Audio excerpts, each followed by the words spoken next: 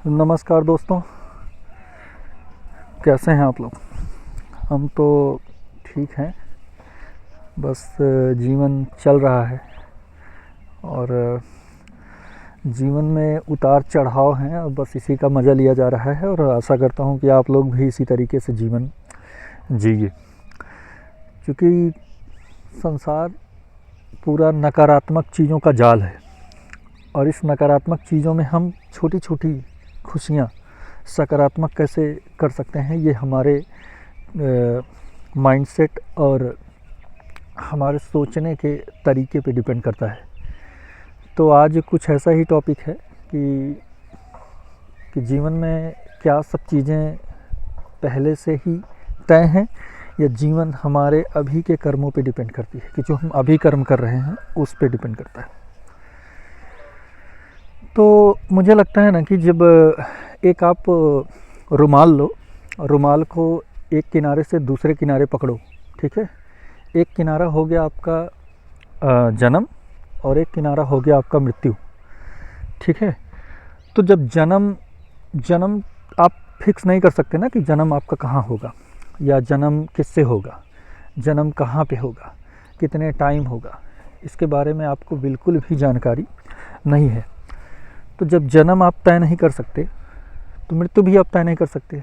मृत्यु आपकी किस जगह पे होगी, कहाँ पे होगी, किस लोकेशन पे होगा, कितने एज में होगा या कितने उम्र के हो जाएंगे आप तब होगा, 50 में होगा कि 40 में होगा कि 20 में होगा कि 70 में होगा कि 100 क्रॉस करके जाएंगे आप इस धरती से। तो जब ये दोनों चीज़ें नहीं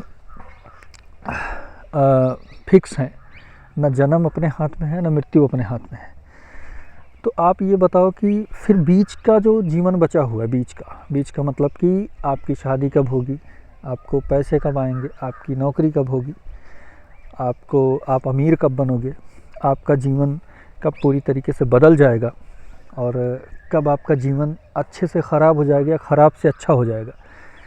तो इसके बारे में भी आप कौन होते हो जज करने वाले।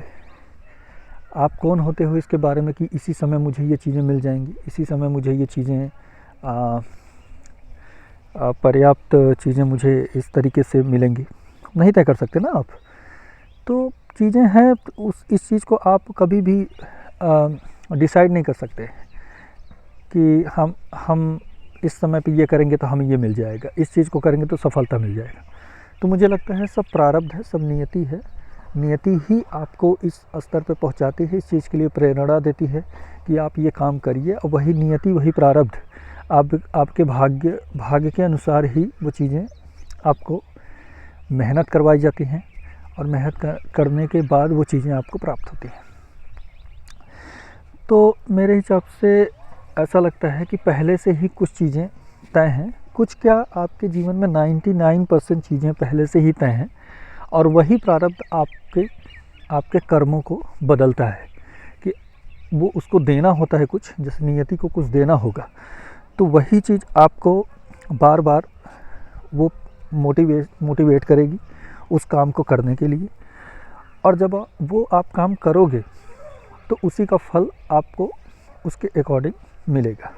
देखिए, मेहनत तो करना पड़ेगा, बिना मेहनत के तो कुछ होने वाला है नहीं, मगर जो मेहनत आपसे करवाई जाती है ना, वो कहीं ना कहीं तय है कि इस चीज़ को आपको दिया जाएगा तो इसी के अकॉर्डिंग आप मेहनत करोगे।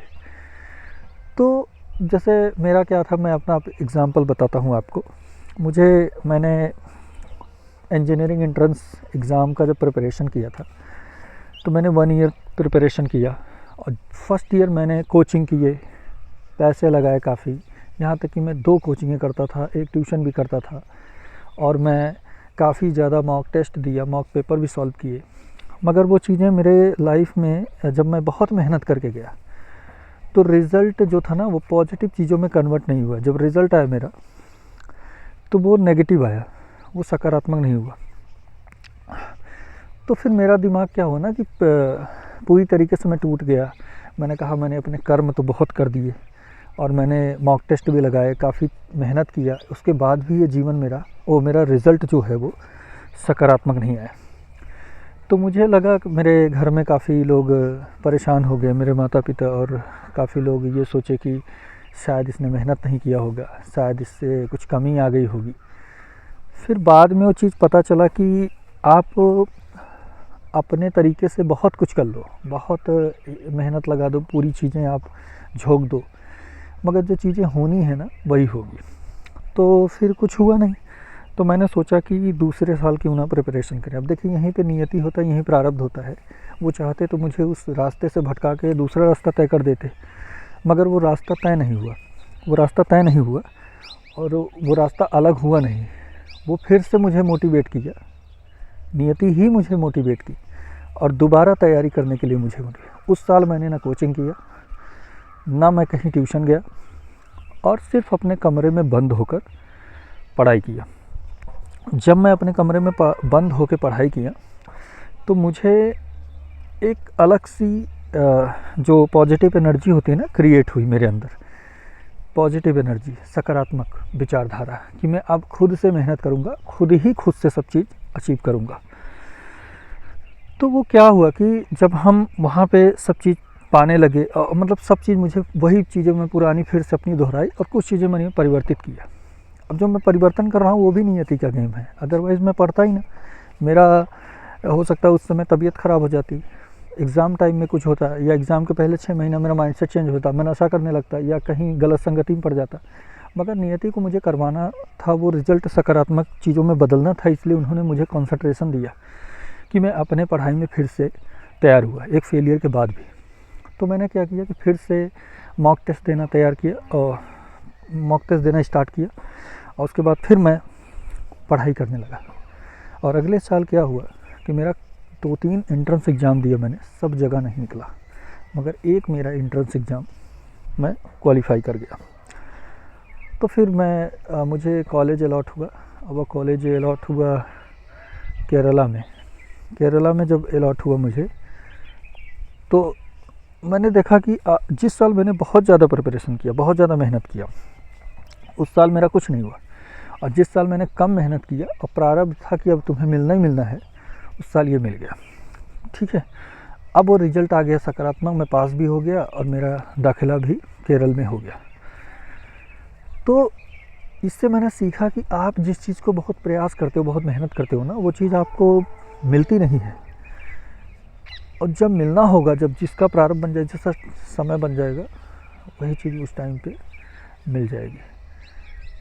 तो फिर मुझे वो चीज़ मिला और उसके बाद फिर मैंने तैयारी फिर से की। फिर वो पूरा रिज़ल्ट जो था खुशियों में बदल गया और मैं ये चीज़ मिल गया। मेरा कहने का मतलब यही था, तात्पर्य था कि जब जो चीज़ों का समय आएगा ना, वो चीज़ें अपने आप आपको मिलेंगी। इसलिए आप उस चीज़ के बारे में बहुत ज़्यादा चिंतित मत होइए, बहुत ज़्यादा सोचिए मत और बहुत ज़्यादा परेशान मत होइए। लाइफ में आप सिर्फ अपना कर्म करते रहिए और कर्म भी प्रारब्ध के अनुकूल आपसे करवाया जाएगा। इसलिए आप सिर्फ कर्म करिए और फल की चिंता मत करिए और फिर बाद में वो चीज़ें आपको जो मिलना होगा मिल जाएगा। तो इसलिए बिल्कुल ही कर्म करते रहिए और ज़्यादा चिंता मत करिए। बहुत ज़्यादा स्ट्रेस लेके कोई फ़ायदा नहीं है, कुछ भी नहीं है।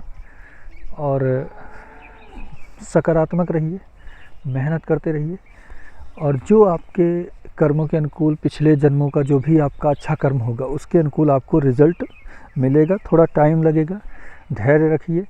धैर्य के बल पे ही जीवन चलता है और धैर्य रहेगा तो आपको वो सारी चीज़ें मिलेंगी। धैर्य नहीं रहेगा तो सारी चीज़ें आपको कभी मिल नहीं पाएंगे। इसलिए कुछ चीज़ें पहले से ही तय हैं, तो आप भगवान में विश्वास करिए। कहीं न कहीं है जो इतनी बड़ी इस धरती को, इस मायाजाल को कहीं न कहीं कोई न कोई कंट्रोल कर रहा है। तो कुछ न कुछ डिवाइन शक्ति है, उस डिवाइन शक्ति पे आपको भी भरोसा होना चाहिए, हमें भी भरोसा होना चाहिए। और ये चीज़ें, और हर इंसान का टाइम, आज देखिए दिन है तो रात होता है, रात होता है तो दिन है। इसी प्रकार से इंसान का जीवन भी है, दुख है तो सुख आएगा, सुख है तो दुख। ये पूरा क्या है, चक्र है, जीवन का चक्र है। जीवन का चक्र इसी पे डिपेंड करता है। इसलिए बस आप भगवान में बिलीव करिए, पूजा पाठ करिए और थोड़ा सा धार्मिक होइए, अच्छे विचार रखिए, आपका भी समय ज़रूर आएगा।